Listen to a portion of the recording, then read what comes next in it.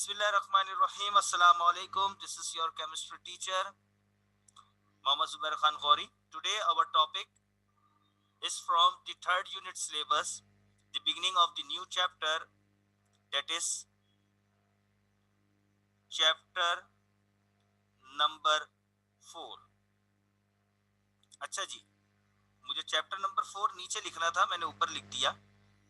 यहाँ ऊपर तो हम लिखते हैं 9th केमिस्ट्री, सही है जी। ये गुलशन कैंपस है हमारा, ठीक है जी। चैप्टर नंबर 4 और इस चैप्टर का नाम है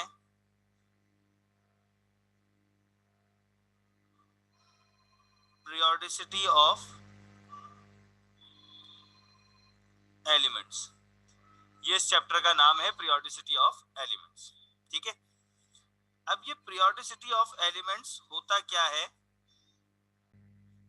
तो चैप्टर नंबर 4 का हमारा नाम है periodicity of element.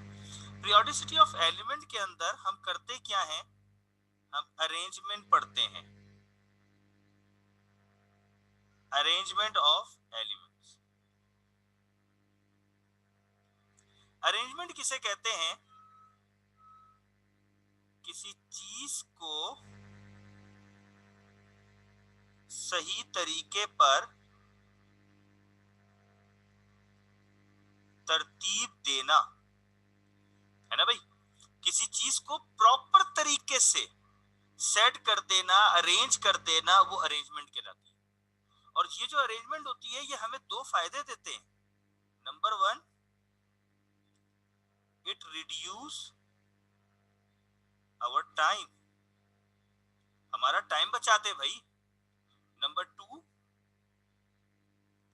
It makes our work simple and easy, हमारा काम आसान करते हैं ये। लेट सपोज मैं आपको एक एग्जांपल देता हूं कि एक रूम है और इस रूम के अंदर आपने जो है वो बहुत सारी किताबें आपने डाल दी, ठीक है। अलग अलग अलग अलग अलग अलग मिक्स करके आपने किताबें डाल दी एक रूम के अंदर, ठीक है भाई।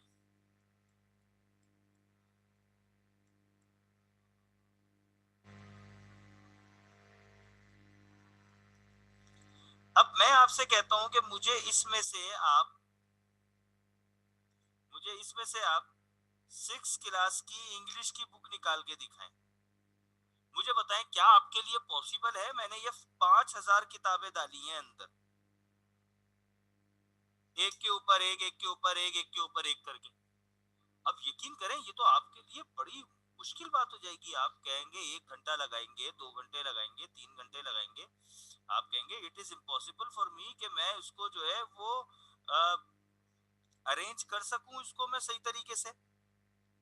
तो आप उस किताब को ढूंढने में, जो मैं आपसे 6 क्लास की इंग्लिश की बुक मांग रहा हूं, उसको ढूंढने में आपको 1 घंटा भी लग सकता है, 2 घंटे भी लग सकते हैं। आप एक किताब उठा रहे हैं, फिर दूसरी तरफ देख रहे हैं, दूसरी किताब उठा रहे हैं, फिर नीचे से तीसरी किताब उठा रहे हैं। फाइनली सपोज करें 1 घंटे में, 1.5 घंटे में आपने मुझे वो किताब ढूंढ के दे दी, ठीक है। अब आपने मुझे वो किताब ढूंढ के दे दी और मैं आपसे ये कहता हूं कि बेटा ऐसी ही किताब एक और ढूंढ के दो। आप तो हाथ जोड़ लेंगे भाई, आप कहेंगे सॉरी सर अब मैं नहीं कर सकता, पहली एक किताब के अंदर इतना टाइम लग गया, अब मैं दूसरी किताब के अंदर भी बड़ा टाइम लग जाएगा, सॉरी सर। ये तो था वो काम जो आपने बगैर अरेंजमेंट की किया। अब थोड़ी देर के लिए सपोज करें कि उसी रूम के अंदर अगर हम छोटे छोटे रैक बना देते, क्या करते? छोटे छोटे हम रैक बना देते, इस तरह करके, इस तरह करके हम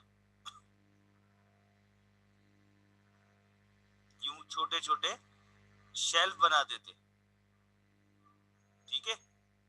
यहाँ अंदर हमने एक शेल्फ बना दिए और यहाँ मैंने साइंस की बुक्स रख दी, यहाँ मैंने इंग्लिश की रख दी, यहाँ मैंने उर्दू की रख दी, यहाँ मैंने मैथ्स की रख दी, या मैंने पीएचडी की रख दी, या मैंने हिस्ट्री की रख दी, यहाँ मैंने जो है वो कॉमर्स की रख दी, ठीक है। और यहाँ पर भी मैंने अलग अलग, ये class 1, class 2, class 3, class 4, class 5, class 6, class 7, class 8, class 9, इस तरह। अब आप मुझे बताएं, मुझे साइंस की 6 क्लास की बुक चाहिए, आप क्या करेंगे?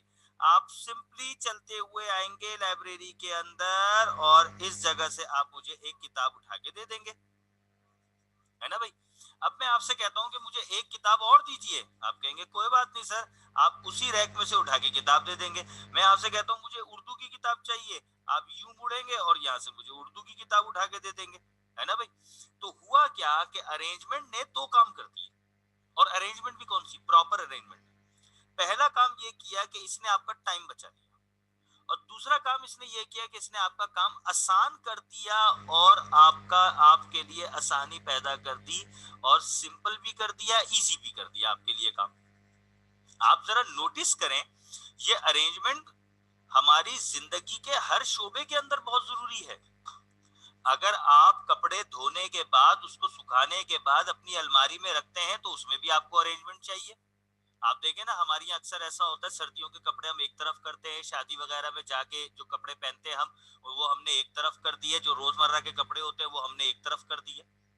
कभी ऐसा हुआ है कि आप लोगों ने अपने तमाम ड्रेसेस मिक्स करके ऐसी गोला बना के अलमारी में फेंक दिए? हालांकि सबसे मुश्किल काम होता है ये, जब अम्मी कहती हैं कि कपड़े जो है वो सूख गए, उसको उतार के लाओ, बहुत मुश्किल काम होता है हमारे लिए। लेकिन लाने के बाद फिर अम्मी कहती है इसको तय भी कर दो, ये डबल मुश्किल काम है हमारे लिए। तो जब हम तय करते हैं तो अक्सर बच्चे क्या करते हैं, गोला बना के अलमारी के अंदर फेंक देते हैं। तो बेटा अगर इस तरीके से अरेंज करोगे ना, तो कल को परेशान हो जाओगे कि कुर्ता किसी और सेट का पहन लिया, शलवार किसी और सेट की पहन ली, सही है। तो ऐसी सूरत में परेशान हो जाओगे। अरेंजमेंट आपका काम हर लिहाज से आसान करता है। आप देखें, सर्दियों के कपड़े हमारे एक तरफ होते हैं, जैकेट, स्वेटर, दस्ताने, टोपियां, और वो ऊन वाले स्वेटर वगैरह, और वो कान ढकने वाली चीजें, आइटम जितने भी आपके सर्दी वाले, एक तरफ आपने किए। आपने शादी वगैरह के जो सूट होते हैं ना अच्छे वाले, जिसमें आप बहुत अच्छे अच्छे लगते हैं, सही है, वो शेरवानी, अच्छे अच्छे से सूट, और कढ़ाई वाले सूट जिसके अंदर कार चौकी का काम हुआ हुआ है, वो वाले सूट, वो आपने अलग कर दिया, वो रोजमर्रा नहीं पहनते। और रोजमर्रा के सूट आपने अलग कर दिए, वो लॉन वाले 1800 के 3 सूट जो आ जाते हैं लॉन के, वो वाले सूट आपने अलग करके रखे हैं, है ना भाई। तो बेसिकली आप अपने किचन पे चले जाएं, वहां भी अरेंजमेंट है, प्लेट्स अलग हैं, आपकी चाय के सामान अलग है, फिर आटा, चावल, चीनी, दाल, ये सब जो होता है, ये अम्मी ने प्रॉपर तरीके से सेट करके रखा होता है। अम्मी को पता होता है कि सीधे हाथ की तरफ ये सारी चीजें, उल्टे हाथ की तरफ ये सारी चीजें। आप एक दिन किचन की जरा अरेंजमेंट चेंज करके देख लें, पूरा का पूरा निजाम धर्म भरम हो जाएगा। बिल्कुल इसी तरीके से आप मेडिकल स्टोर पे जाएं, उसने सारी दवाइयां अरेंज करके रखी होती है अल्फाबेटिकल ऑर्डर में। लाइब्रेरी में जाएं, उन्होंने सारी बुक्स अरेंज करके रखी होती है। तो अरेंजमेंट हमारा काम प्रॉपर तरीके से करने के लिए जरूरी है। अब सवाल ये पैदा होता है कि इस चैप्टर के अंदर हम किस चीज की अरेंजमेंट कर रहे हैं? भाई, इस चैप्टर के अंदर हम अरेंजमेंट कर रहे हैं अपने एलिमेंट्स की। द पीरियोडिसिटी ऑफ एलिमेंट्स का मतलब ये हुआ कि एलिमेंट्स की प्रॉपर अरेंजमेंट। अब वो प्रॉपर अरेंजमेंट किस तरह हुई, उसके लिए मैं एक एग्जांपल देता हूं आपको। लेट सपोज, अब उस एग्जांपल के लिए आप लोग अपने अपने माइक अनम्यूट कर दीजिएगा, लेकिन आप लोग अपने माइक खोल सकते हैं, लेकिन अभी मत खोलिएगा, जब जवाब देना हो तब खोलिएगा। और अगर शोर हो तो वापस माइक को बंद कर दीजिएगा खुद ही खुद, सही है। हमें इंटरेक्टिव क्लास चाहिए, ठीक है। अब मैं जो है, ये आपके पास एक स्कूल, ठीक है, ये क्या है आपके पास? एक स्कूल है। अब्दुल्ला हाशमी, बेटा माइक क्यों बिला वजह आपने ऑन किया हुआ है? ठीक है।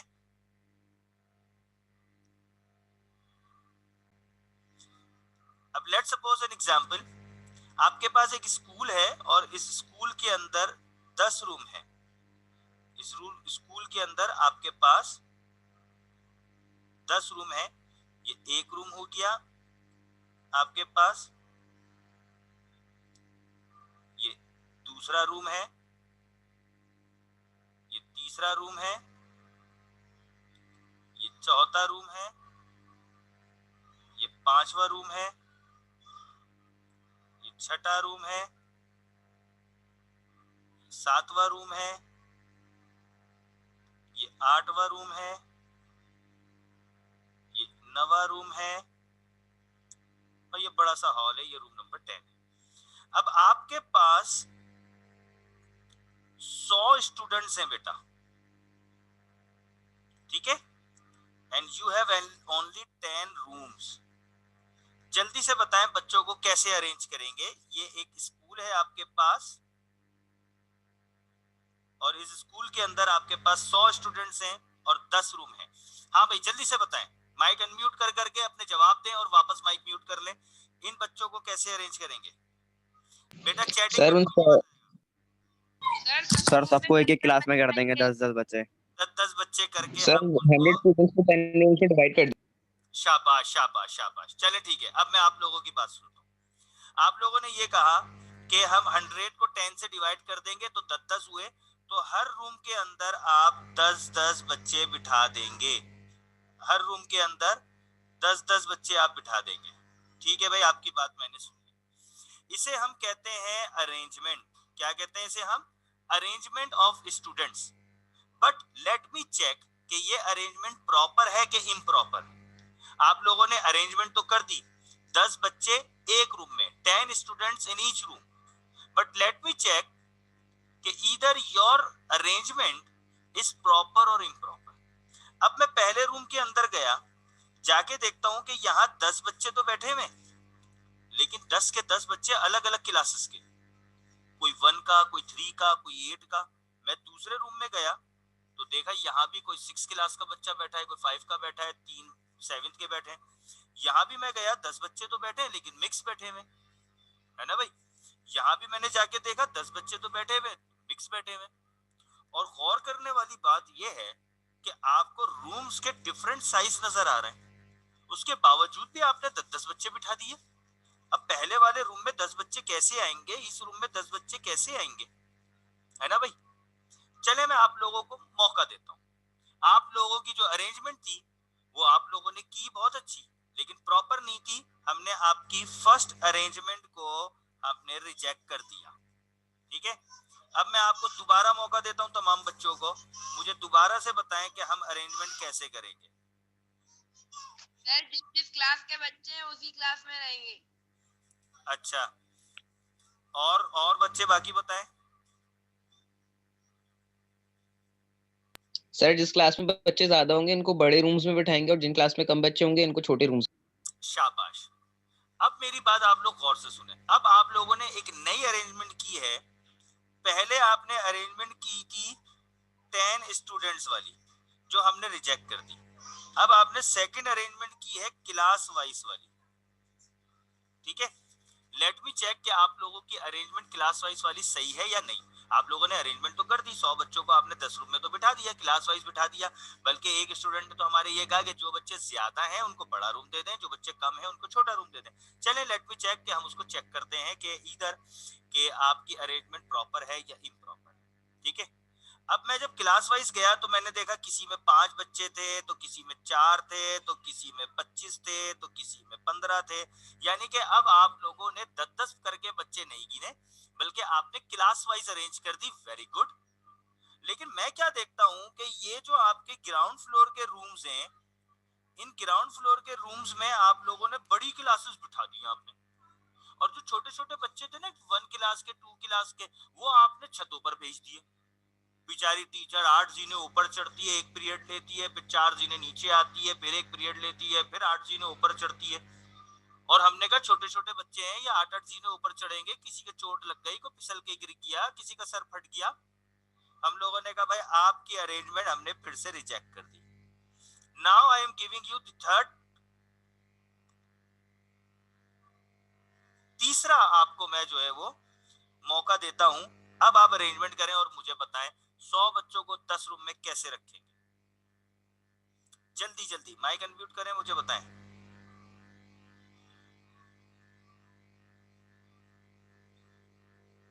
हाँ जी बच्चों,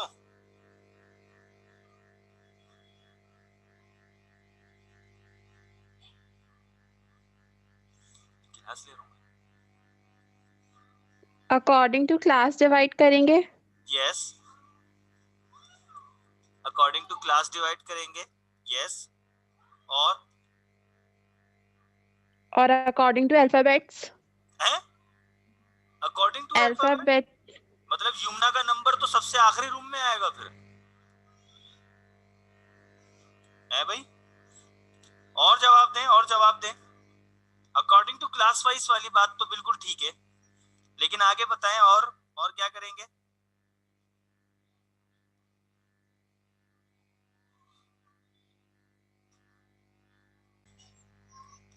कैसे करेंगे अरेंजमेंट, जरा बताइएगा। कोई एक बच्चा बता दे माइक अनम्यूट करके, चैटिंग पे नहीं बेटा, ऑडियो पे बताएं।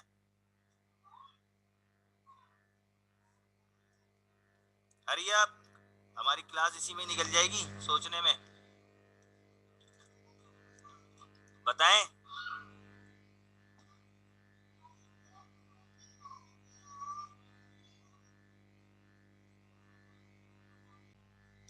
आमना, आमना कामरान, बताइएगा जरा किस तरीके से अरेंजमेंट करेंगे फाइनली हम?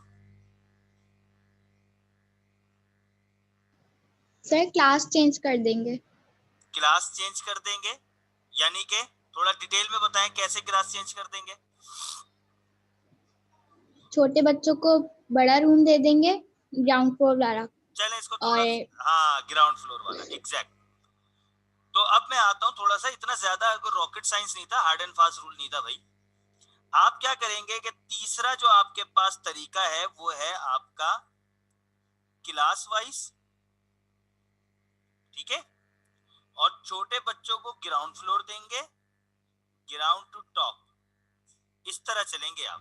बड़े बच्चों को आप ऊपर रखेंगे।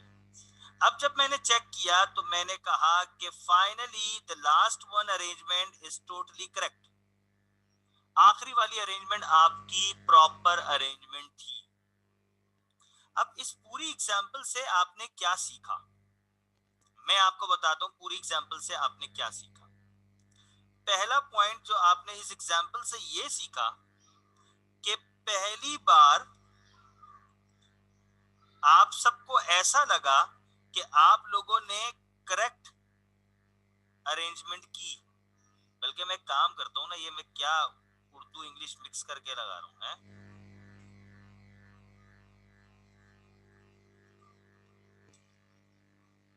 On first time you were thought that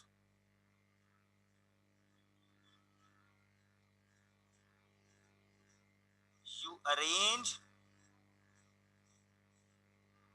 the 100 students in 10 rooms properly। आपको पहली बारी में तो ऐसा लगा कि आपने इन 100 बच्चों को 10 रूम के अंदर सही तरीके से रख लिया। वाह क्या जवाब दिया है मैंने, सर ने एक सवाल पूछा, मैंने यूं झट से अरेंज कर दिया। लेकिन दूसरी बात आपको यह पता चली कि यू वर रॉन्ग, आप गलत थे। और ये गलत कैसे पता चला आपको? Bye checking. जब चेक किया गया तब आपको पता चला आप गलत थे। तीसरी चीज आपको पता चला कि यू डिडंट आर्ग्यू, आप लोगों ने बहस नहीं की। आपने मान लिया कि हाँ सही कह रहे हैं भाई, हमने 10-10 बच्चे एक रूम में बिठा दिए, ये कोई तुक है कि हम स्कूल के अंदर बच्चों को 10-10 करके बिठा दें? अब लाजमी सी बात है, कोई बच्चे क्लास वाइज बिठाने चाहिए। अब मैं एक क्लास के अंदर 10 बच्चे बिठा दिए, मिक्स क्लास के हैं, तो कैसे पढ़ेंगे? आप लोगों ने आर्ग्यू नहीं किया, गलती तस्लीम कर ली। चौथी चीज आप लोगों ने क्या सीखी कि व्हेन यू ट्राइड अगेन, जब आप लोगों ने दोबारा कोशिश की तो you learn from your mistakes, आपने अपनी गलतियों से सबक सीखा और आपने अपनी गलती को दोबारा नहीं दोहराया। दूसरी दफा आपने वो गलती नहीं की, आपने 10-10 दफा नहीं बिठाया, आपने न्यू अरेंजमेंट की। फिर आपको पता चला आप फिर गलत थे, तो फिर आपने अपनी गलती को फिर से नहीं दोहराया, न्यू अरेंजमेंट की। इस पूरी एग्जाम्पल के अंदर हमारे पूरे चैप्टर का प्लॉट छुपा है, पूरे चैप्टर का मकसद छुपा है। अब मेरी बातों को गौर से सुनिएगा और आपको ये पूरा चैप्टर एक झटके में समझ में आ जाएगा। फिर इसके बाद जब हम टॉपिक्स पढ़ते जाएंगे तो आप लोगों को वो टॉपिक्स बहुत आसान लगेंगे। और वो बात क्या है, वो इस एग्जाम्पल से जो हमने ये समझी कि जब आप किसी चीज को अरेंज कर रहे होते हैं तो फर्स्ट अटेम्प्ट में मुमकिन है कि आप गलत हो जाए, कोई बात नहीं, आप गलत हो सकते हैं। आप किसी चीज की प्रॉपर अरेंजमेंट करने जा रहे हैं, आप गलत हो सकते हैं, लेकिन ये गलती कैसे पता चलती है? जब कोई उसको चेक करता है तभी तो आपको पता चलेगा कि यस आई वर रॉन्ग। फिर जब आपको कभी दूसरा मौका मिलता है अरेंजमेंट करने का तो आप अपनी गलतियों से सबक सीखते हैं, आप वो गलती दोबारा रिपीट नहीं करते। फिर जब आपको बाद में पता चलता है कि इस दफा भी मुझसे कोई और न्यू मिस्टेक हो गई, तो फिर आप अपनी उस गलती से सीखते हैं और you will try again and again. आप बार बार कोशिश करते हैं जब तक कि आप सही अरेंजमेंट तक ना पहुंच जाएं। इस चैप्टर का मकसद भी यही है। पीरियोडिसिटी ऑफ एलिमेंट इस चैप्टर का नाम है। इसमें हमने एलिमेंट्स की अरेंजमेंट करनी है, प्रॉपर तरीके से करनी है। क्यों करनी है? ताकि हम एलिमेंट्स के बारे में सही स्टडी हासिल कर सकें, इसलिए तो हम उनकी अरेंजमेंट कर रहे हैं। एक दफा एलिमेंट्स अरेंज हो जाएंगे तो फिर हम उन एलिमेंट्स के बारे में सही तरीके से पढ़ पाएंगे कि कौन से ग्रुप में है, इनका एटॉमिक नंबर क्या है, इनका एटॉमिक मास क्या है, इनकी प्रॉपर्टीज क्या है। ये सारी चीजें हमें कैसे पता चलेंगी? जब हम उनकी अरेंजमेंट कर लेंगे। अब अरेंजमेंट करने के लिए सबसे पहले डॉपलर्स आए, उन्होंने अरेंजमेंट की लेकिन उनकी अरेंजमेंट में फॉल्ट आया। फिर दूसरा न्यूलैंड आया, उसने अरेंजमेंट की, उसकी अरेंजमेंट में फॉल्ट आया। फिर तीसरा लॉथर मेयर आए, मेंडलीव आए, काफी अच्छी अरेंजमेंट की लेकिन उनकी अरेंजमेंट में फॉल्ट आया। और आखिर में मॉसली के जो नजरिए के मुताबिक पीरियोडिक टेबल बनाया गया वो बिल्कुल सही था। उसके अंदर जो है जो इससे पहले वाले पीरियोडिक टेबल में जो खामियां थी वो उसमें नहीं थी। बहरहाल इसमें भी कुछ नुक्स हैं, लेकिन इसको पूरी दुनिया के अंदर एक्सेप्ट किया गया और इसको हम मॉडर्न पीरियोडिक टेबल कहते हैं, जिसके अंदर एलिमेंट्स की प्रॉपर अरेंजमेंट हो गई। तो एलिमेंट्स की प्रॉपर अरेंजमेंट भी एक साथ नहीं हुई, पहले गलत अरेंजमेंट्स हुई, फिर उसके अंदर गलतियां आई, फिर रिजेक्ट हुई, फिर आई और फाइनली जो है वो प्रॉपर अरेंजमेंट तक पहुंच गए। तो आज के लिए इतना काफी है। फिर इंशाल्लाह ताला नेक्स्ट वीक में हम इस चैप्टर को बाकायदगी से प्रॉपर तरीके से लेके चलेंगे। चैप्टर नंबर 4 है ये हमारा। तो इंशाल्लाह ताला आप में से किसी को कोई सवाल है तो सवाल पूछ सकता है। I am going to stop.